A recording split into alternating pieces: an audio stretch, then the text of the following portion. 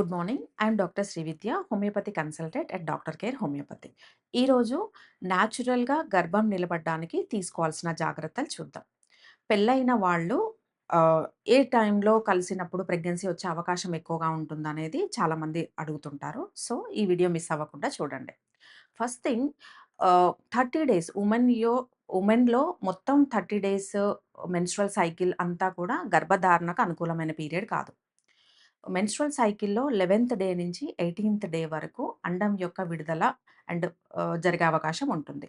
So, మెన్‌లో చూసుకున్నట్లయితే sperm release అయిన తర్వాత ఆడవాళ్ళ గర్భంలో 3-4 రోజులు యాక్టివ్‌గా ఉంటుంది.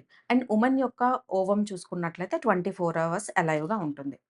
వుమన్ యొక్క మెన్‌స్ట్రువల్ సైకిల్స్ మైనస్ 14థ్ డే చూసుకుంటే అప్పుడు ఓవ్యులేషన్ అనేది కరెక్ట్‌గా ఉంటుంది.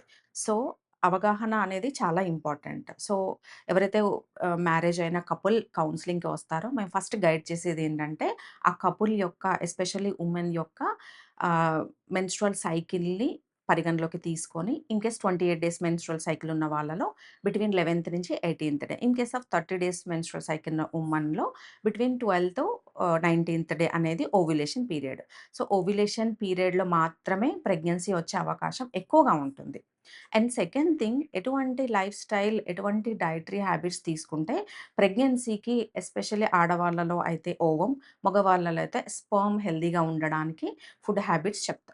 సో, హెల్తీ ఫుడ్ అయినా అంటే నైట్రిక్ ఆక్సైడ్ రిచ్‌గా ఉండే leafy vegetables, fruits and antioxidants రిచ్‌గా ఉన్న diet and anti inflammatory diet, vitamin E rich diet కూడా ఎగ్ డెవలప్ అవ్వడానికి, ఎగ్ హెల్తీగా క్వాలిటీగా ఉండటానికి, స్పెర్మ్ క్వాలిటీగా ఉండడానికి హెల్ప్ అవుతుంది.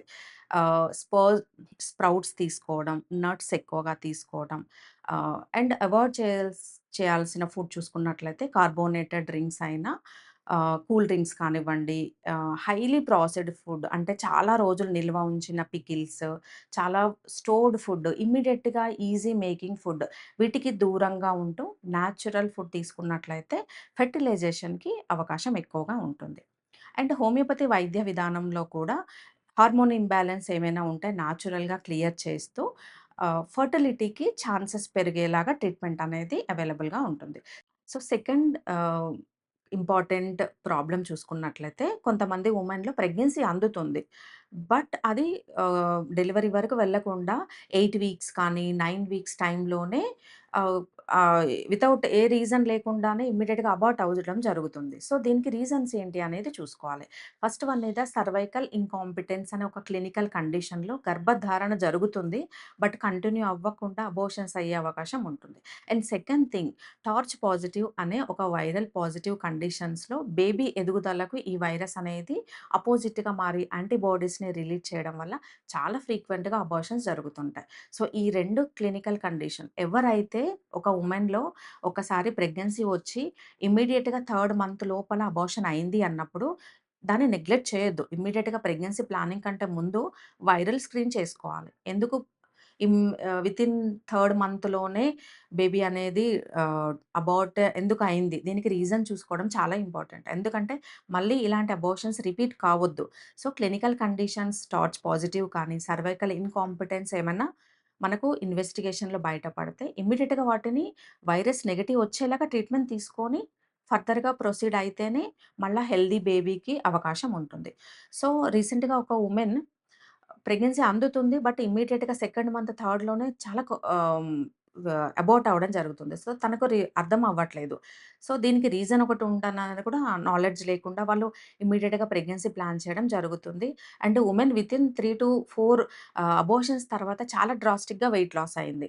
సో, ఇమ్మీడియేట్‌గా ఇలాంటి వుమెన్ వచ్చినప్పుడు రిపీటెడ్ అబార్షన్ అనే క్లినికల్ కండిషన్ ద్వారా ఏ వుమెన్ అయినా వస్తే కాజెస్ చూసుకోవాలి. ఇమ్మీడియేట్‌గా టార్చ్ పాజిటివ్ ద్వారా ఇలా అవుతుందా?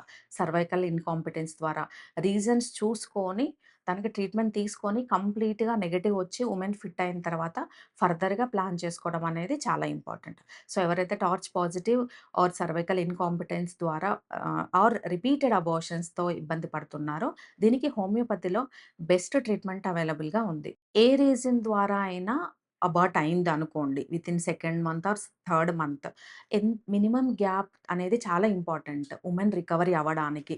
ఆల్రెడీ యూట్రస్ అనేది హెల్తీగా అవ్వడానికి మినిమమ్ 6-8 మంత్స్ పీరియడ్ అనేది మినిమమ్ తీసుకోవాల్సిన గ్యాప్. ఇంతకు ఎర్లీగా తీసుకున్నట్టయితే యూట్రస్ సపోర్ట్ చేయదు.